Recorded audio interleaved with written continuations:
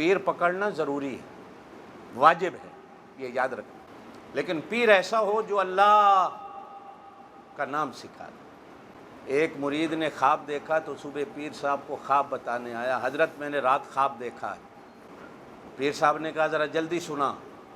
کہا جی آپ کی انگلیوں کو شہد لگا ہوا تھا۔ پیر صاحب انج ہو گئے، اور ہم ہیں ہی ایسے، ہماری انگلیوں کو نہیں، پیروں کی انگلیوں کو بھی شہد لگا ہوا ہوتا ہے۔ اس نے کہا پیر جی پورا تو سن لو خواب، ابھی تو آدھا سنایا ہے۔ اس نے کہا اور بھی آگے میرے بارے میں دیکھا ہوگا نا کچھ۔ کہا جی سن تو لو۔ پھر دیکھا کہ میری انگلیوں کو پخانہ لگا ہوا ہے۔ کہا تم ہو جو ایسے، میں پیر ہوں اس لیے میری انگلیوں کو شہد، تم ہو ایسے اس لیے تمہاری انگلیوں کو پخانہ۔ کہا حضرت جی ابھی خواب پورا نہیں ہوا۔ کہا جی وہ شہد جو آپ کی انگلی کو لگا ہوا تھا وہ میں چاٹ رہا تھا، اور میری انگلیوں کو جو پخانہ لگا ہوا تھا وہ آپ چاٹ رہے تھے۔ اس لیے کہ آپ نے جو حق سچ بات بتائی وہ تو میں نے لے لی، لیکن آپ نے تو میرے گھر پہ، میری عزت پہ، میری بیوی پہ، میری بیٹیوں پہ نظر رکھی، آپ نے تو میری دنیا اور میری دولت پہ نظر رکھی۔ پخانہ آپ نے چاٹ لیا، شہد ہم نے چاٹ لیا۔ دعا کرو اللہ پیر ایسا دے دے جو اللہ اللہ سکھانے والا۔ کہو اللہ اللہ، رات کو کبھی بیٹھ جایا کرو۔ میرے پاک نبی صلی اللہ علیہ وسلم نے فرمایا جیسے تم کہو گے وہ اللہ بھی ایسے ہی کہے۔ تم کہو نا اللہ۔ اچھا کئی پیر اللہ اللہ اللہ، وہ اللہ کے بندو اللہ کا نام پیار سے لو یار۔ آج کل تو بڑے طریقے آ گئے ہیں، پیروں نو ہاتھ ملاؤ تو کرنٹ لگ جاتا ہے۔ پیر ویکھے نہیں کرنٹ والے۔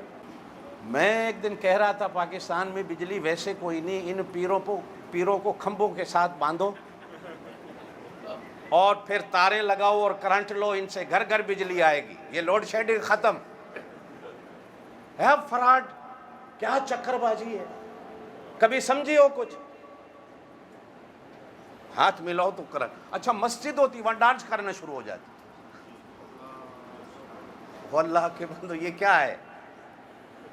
ایسا پیر پکڑو، ایسا پیر پکڑو جو تمہیں اللہ کا تعارف کرا دے، اللہ اللہ سکھا دے۔ حضور پاک صلی اللہ علیہ وسلم کی ذمہ داریاں جہاں قرآن بیان کرتا ہے، وہاں ذمہ داریوں میں ایک ذمہ داری ہے آپ صلی اللہ علیہ وسلم کی، وَيُزَكِّيهِمْ، نبی ایسا ہو جو ان کے دلوں کو پاک کرتے، اور دلوں کو پاک کرنے کی جو صرف ہے، جو صابن ہے، بزرگان دین نے لکھا ہے سب سے بڑا صابن دلوں کو صاف کرنے کا وہ اللہ کا ذکر ہے۔ پھر اس کے بعد قرآن کی تلاوت ہے، پھر اس کے بعد علماء کی مجلس اور محفل ہے، پھر اس کے بعد مسجدیں اور مدرسے۔ یہ وہ چیزیں ہیں جن سے دل صاف ہوتا ہے۔ آپ کہو میں دکان پہ بیٹھا رہوں تو میرا دل صاف ہو جائے، نہیں ہو سکتا۔ آپ کہو میں بازار میں گھومتا رہوں میرا دل صاف ہو جائے، دل نہیں صاف ہو۔ ابراہیم ادہم رحمۃ اللہ علیہ کو شوق ہوا اللہ اللہ سیکھنے کا، جب بادشاہی کا زمانہ تھا تو اپنے پلنگ پہ سوئے ہوئے تھے شاہی محل میں، تو ایسے لگا کہ چھت پر کوئی گھوڑے دوڑ رہے ہیں، گھوڑوں کے ٹاپوں کی آواز آ رہی تھی۔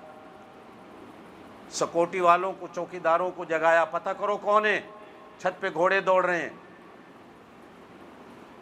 خود بھی نکلے، اتنے میں غیب سے آواز آئی کہ اگر بادشاہ کے محل پر گھوڑے نہیں دوڑ سکتے تو پھر بادشاہی کے محل میں رہ کر کبھی اللہ بھی نہیں مل سکتا۔